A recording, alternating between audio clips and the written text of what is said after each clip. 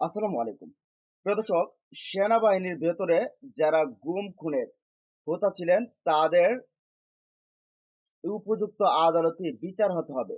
এমনটা একটা পোস্ট দিয়েছেন সাবেক সেনাপ্রধান ইকবাল করিম ভূঁইয়া।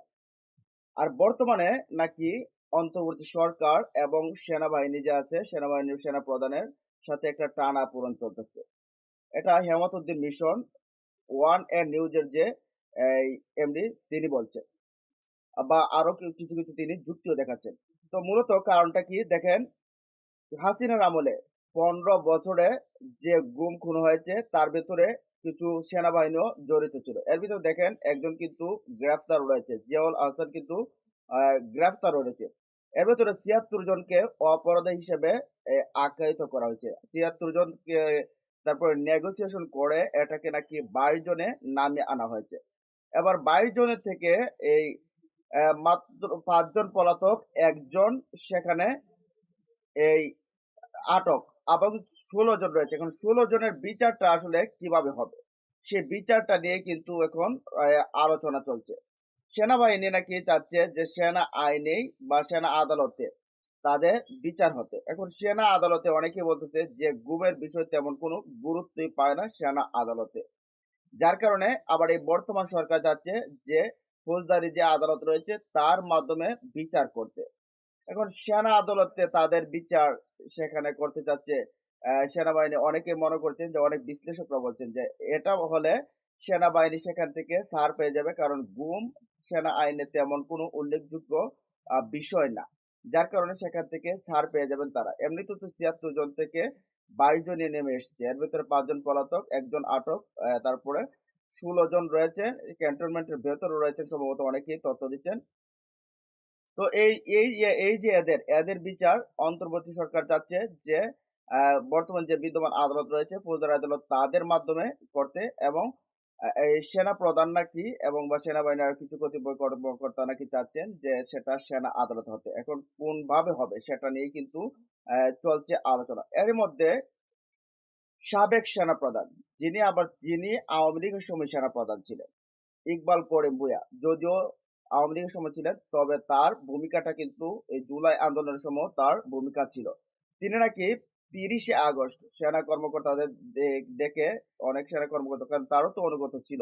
অনেকে ডেকে বলছিলেন যে, "একটা গুলিও আপনারা চালাবেন না। একটা গুলিও দেশের জনগণের উপর চালাবেন না।" এই কথাগুলো বলছিলেন এবং পরবর্তীতে আমরা দেখছিলাম যে, যখন রেড প্রোফাইল করা হয়েছিল, প্রোফাইল লাল করা হয়েছিল, তখন ইকবাল করিম ভূঁইয়াও প্রোফাইল লাল করেছিলেন।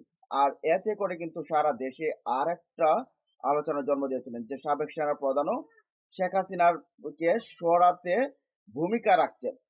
তো এই যে ইকবাল করিম ভূঁইয়া, এই ইকবাল করিম ভূঁইয়া সেনাবাহিনী এবং অন্তর্বর্তী সরকারের যে বিষয়টা, এই বিষয়টাকে নিয়ে তিনি কিভাবে লিখছেন সেটা আমরা আপনাদেরকে একটু শোনাই। যে আসলে এই মুহূর্তে ওয়াকারুজ্জামান এবং এই ইকবাল করিম ভূঁইয়া যে ২ সাইটে অবস্থান করেছেন, তাদের অবস্থান একজন সাবেক সেনাপ্রধান, একজন বর্তমান সেনাপ্রধান। তাদের যে ২ অবস্থান সেটা একটু স্পষ্ট তুলে ধরছি। ইকবাল করিম ভূঁইয়া কি বলছেন সেটা আপনাদেরকে একটু জানাই। অন্তর্বর্তী সরকার ও সেনার নেতৃত্বের দূরত্বে প্রধান কারণ হলো দীর্ঘ ১৫ বছরের ফ্যাসিস্ট শাসনামলের সংগঠিত গুম, খুন ও দুর্নীতির মতো ভয়ঙ্কর অপরাধে জড়িত সেনা কর্মকর্তাদের বিচার প্রক্রিয়া নিয়ে মতপার্থক্য। ওই যে বলছিলাম, সেনাবাহিনী বলছে যে সেনা আদালতে হবে আর অন্তর্বর্তী সরকার চাচ্ছে যে ফৌজদারি আদালতে। এটা নিয়ে তিনি কথা বলছেন। যদিও তিনি এই যে ২০১৪ সালের বিতর্কিত ভোটের সময় তিনি সেনাপ্রধান ছিলেন। সেখানে তার ভূমিকা ছিল না। তবে ২৪ এর সময় তিনি মোটামুটি ভালো ভূমিকা রেখেছিলেন। তারপর তিনি বললেন যে চূড়ান্ত বিচারে সেনাবাহিনী জনগণের পক্ষেই থাকবে। এটা স্বাভাবিক। সেনাবাহিনী জনগণের পক্ষে ছিলই বলে কিন্তু ৫ আগস্ট সংগঠিত হয়েছিল। না হলে আরো হয়তোবা রক্তপাত হতো, আরো খুনাখুনি হতো। তাই যে অবিশ্বাস তৈরি হয়েছে তা দূর করা সেনার নেতৃত্বের মূল কর্তব্য। সেনার যে নেতৃত্ব রয়েছে যারা তাদের মূল কর্তব্য। ফ্যাসিস্ট শাসনের দায় পুরো বাহিনীর নয়। কিছু অফিসার তাদের হীন স্বার্থ সিদ্ধর জন্যই এমন অপকর্মে জড়িয়ে পুরো বাহিনীর ভাবমূর্তি ক্ষতিগ্রস্ত করছে। যেমন জিয়াউল হকরা ইলিয়াস আলীর গুমের সাথে জড়িত, ইলিয়াস আলী খুনের সাথে জড়িত বা আরো অনেক গুমের সাথে জড়িত, যেটা ১০৩০ জন নাকি হত্যার সাথে এই জিয়াউল হক জড়িত। হিত স্বার্থে অপকর্ম জড়িত বা মূর্তিপূর্ণ করেছে। সেহেতু এসব অপরাধ দেশের নাগরিক দের বিরুদ্ধে ঘটেছে। তাই জনগণের সত্য জানার ও ন্যায় বিচার পাওয়ার অধিকার রয়েছে। আস্থা ও সম্পর্কের পুনরুদ্ধারে সশস্ত্র বাহিনী এসব অপরাধীর দায় নিজের কাঁধে নেবে না।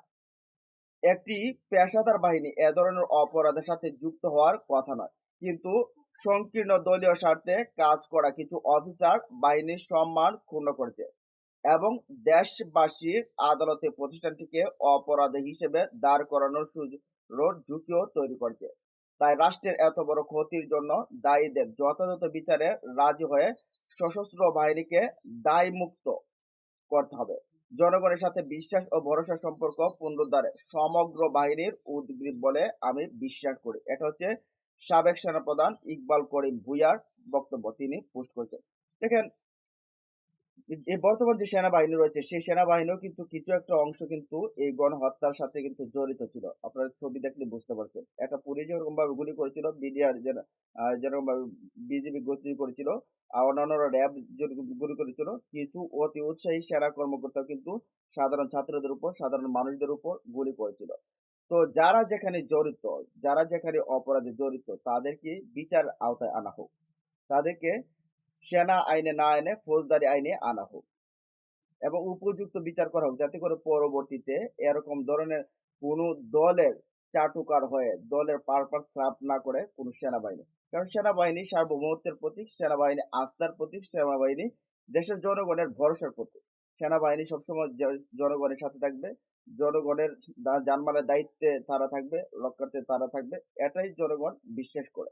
সেনাবাহিনী কারোর বুকে গুলি চালাবে, কোনো এক এই সরকারের হয়ে, অতীতে যারা হয়েছে বা বর্তমানে যারা আছে বা ভবিষ্যতে যারা আছে, তাদের পক্ষ হয়ে সেনাবাহিনী যাতে গুলি না করে বা সেনাবাহিনী যাতে এরকম বীভৎস হত্যাকাণ্ডের সাথে জড়িত না হয়, এটার জন্য হলো উপযুক্ত বিচার জরুরি।